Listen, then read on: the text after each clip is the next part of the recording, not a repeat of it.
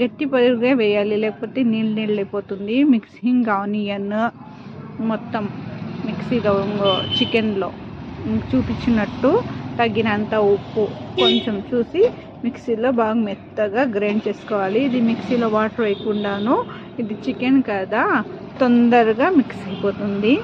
లేదు రుబ్బు రోల్ అయితే దాంట్లో రుబ్బితే ఇంకా బ్రహ్మాండంగా టేస్ట్ వస్తుంది. రుబ్బు రోల్ లేదు కాబట్టి దీంట్లో చేసుకోవాలి.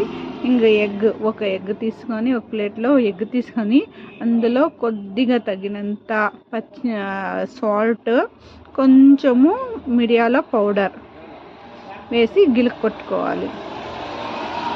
తగినంత సాల్ట్, మిరియాల పౌడర్ వేసి గిలుకు కొట్టుకోవాలి. అందులోనే ఒక కరివేపాకు అనేది ఇందులో వేసేసినాను. కరివేపాకు ఎగ్గులో స్మెల్ అయితే చాలా సూపర్గా ఉంటుంది. ఇది ఇలా గిలుకు కొట్టుకోవాలి.